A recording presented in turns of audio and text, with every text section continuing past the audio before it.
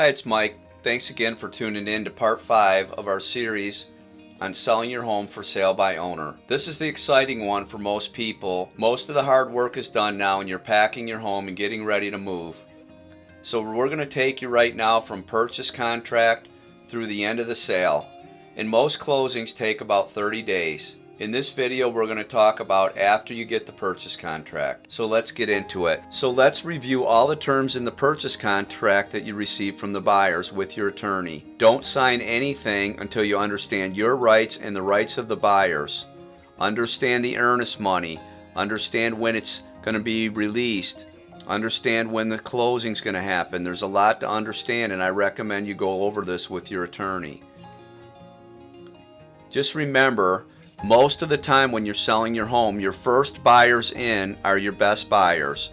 And the reason that is because they've been out looking at other homes, they're ready, willing, and able to buy, and as soon as your home comes on the market and is available, they've seen the other homes, they know what the prices are, and they're ready to write a contract. Many times sellers think that the first buyer that comes to their home is not the best buyer. They always think maybe we should wait, maybe we should go for a higher price. Maybe someone will come in and pay cash.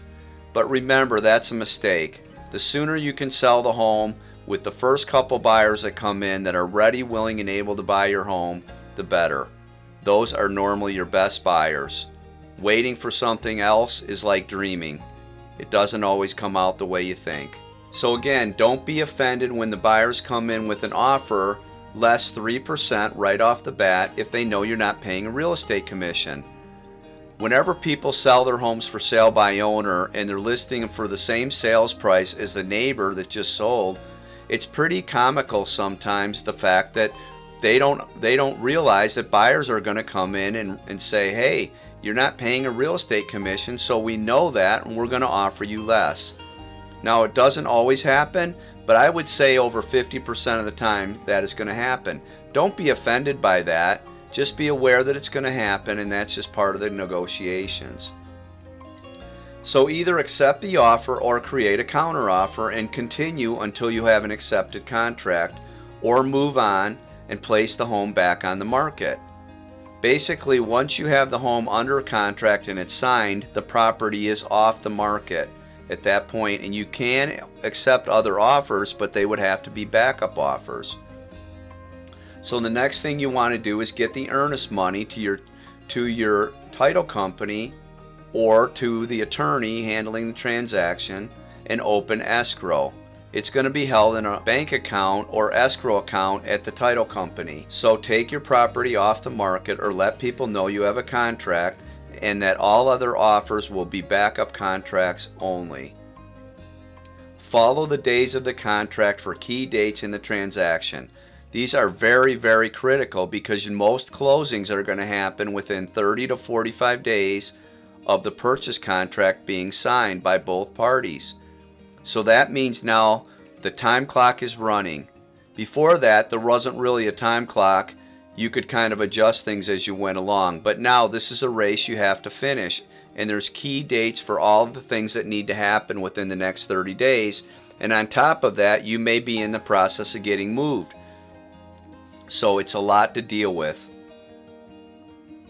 Be prepared for the home inspection. Normally that happens within the first couple days of the purchase contract. Just be ready for that, knowing that they're probably going to have a home inspection and you're going to have to be there or let the home inspector in to do the home inspection.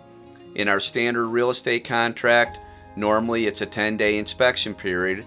Now, depending on your contract, in our contract, it says that within the first 10 days, if they find something that's unacceptable, they have the possibility of canceling the contract. Depending on what contract you're using, that may not be the case. So just understand that. Next thing. Also, don't forget they're going to do a termite inspection. Now, most home inspections and termite inspections happen on the same day. So hopefully that's the case for you. All right, the next thing that's very important, make sure the buyers order the appraisal as soon as possible. Many times when I'm doing a contract, I write in there that I want the appraisal ordered within 48 hours of written acceptance. Why is that? I don't want them waiting until the end of the transaction to find out if the home appraises for value. Let's just say we're 70% through the days of the contract, we're within 10 days of closing, and we just find out that the home didn't appraise for value. What are we going to do now? Do we have to lower the price to sell our home?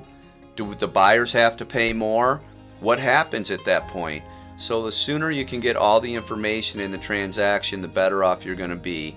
So stay on top of that. You might even want to write that into your contract that you want the appraisal ordered within 48 hours of contract acceptance. Many times people will want to get through the inspection period and make sure they're moving forward before they order it. I don't like when that happens, again, because it can create stress down the road while everybody waits for the appraisal to make sure that the transaction's going to go through. Next thing, when the appraiser comes to appraise the property, meet the appraiser.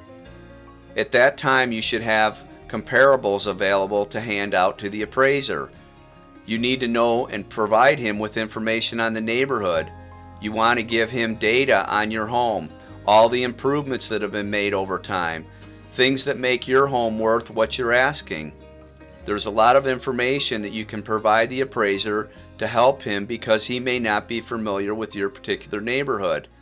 Now, in a normal situation with real estate agents, the real estate agents don't have communication with the appraisers, but they do often put together comparable packages to share information with the appraiser so that he's familiar with your home and your neighborhood.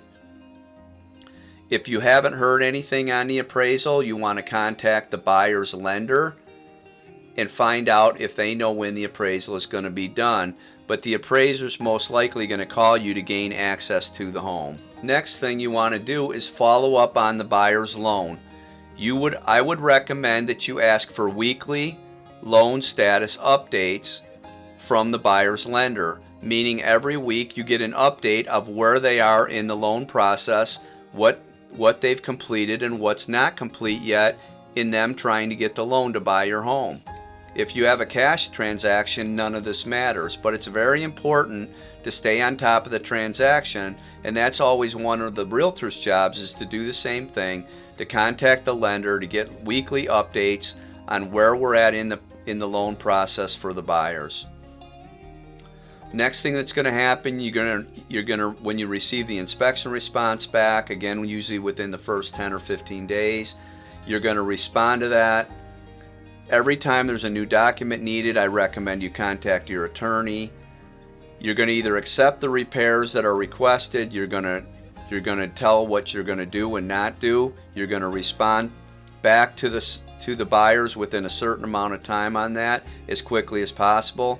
Now, normally as realtors do it, with the real estate forms that we use, there's going to be a 5-day period by which the sellers can get back to the buyers, and the reason being is they need time to get a price on some of these repairs.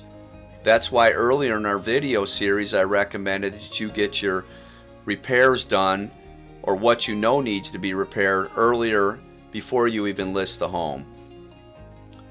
After you agree on the inspection items, get those repairs started as soon as possible. You don't want to do it right before the closing. They're going to be doing a walkthrough, or they should be doing a walkthrough towards the end, and you want to have all those repairs done. Keep all the receipts for all the repairs, because it's recommended that you provide them to the buyers. Again, down the road, if you get sued, it's easy to be sued over some of these repair items that weren't done. So keep good documentation that all the work had been done by a licensed contractor. So don't forget, now we're going to be following up on your move. Get packing, get moving, keep the process going. Now we're later in the transaction and we're going to get the appraisal back. You're going to want to ask for the appraisal from the lender. If they won't provide it, you ask them if it met the sales purchase contract amount. If the home doesn't appraise at that time, you can share your appraisal if it's higher than that appraisal and show it to the appraiser that came to the house and or the lender, and you could possibly ask for a revision on the appraisal or have another appraiser come out. It's very rare that they would do that. Again, that's why when I recommended earlier in our video series, I would have my own appraisal already done. When the new appraiser came from the bank, I would give them a copy of it, because that's going to provide them with some information from another party that they can analyze while they're creating their appraisal for the bank and the buyers. If it doesn't appraise, you guys can negotiate at that time for possibly a lower sales price or different terms. Possibly the buyer would come up. It's just hard to say depending on the market. By now you're going to be about a week or so away from the closing. You want to again have all the completed proof of repairs supplied to the buyer. Make sure you have everything packed up and you're ready for your move. The next thing on our list is to confirm the receipt of the title policy and the insurance. Go over all the settlement statement stuff with the title company so you can see what your proceeds are going to be and what your expenses are going to be. The next thing I would recommend is setting up a final walkthrough with the buyers. Do you have to do that? No. The reason you want to do that is because, again, you're trying to avoid liability. You want the buyers to walk through, see that the repairs have been done, and you want them to sign off on the house that they've walked through the home in the condition that it's in, and they're accepting that home before you close that transaction and before all the final documents are signed.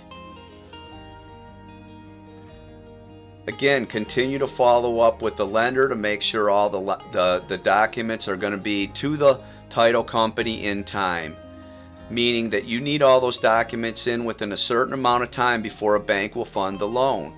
So get on with the lender, the buyer's lender, and follow up, or the title company, and find out if they're on track to get the documents on time. Now you can sign your seller's documents much earlier than the buyers are going to be able to sign, because the buyers are going to most likely have a bank loan or bank loan documents to sign. So since you're selling the home, you could sign your documents as soon as, say, a week or so before the closing. So you don't have to worry about that. And now many title companies will have mobile notaries, and they can actually meet you somewhere and have it signed. The sale is actually official not when you sign the documents, but when it's recorded at the county commissioner's office. So when it's recorded, that's when you know your home is finally closed and the home is no longer yours, and you can turn the keys over to the buyers. You're going to want to provide the keys. You're going to want to provide door locks, any kind of combinations or anything you need for the new buyers to take over your home. So I hope you enjoyed our 5-part series on selling your home for sale by owner. There's a lot more than people think going into the process, and I hope you understand what's involved. This video was made to help you reduce your liability and get the maximum price for your home. And many times, again, after going through this and the frustration and the fear, they end up contacting a real estate agent, and we would like to have the opportunity to earn your business if you decide for sale by owner is not for you. Please hit the subscribe button and like our channel so more people can find this video on YouTube. Watch some of our other videos, and don't forget our home seller tips and tricks to help you in this process. Thanks again for watching. Have a great day.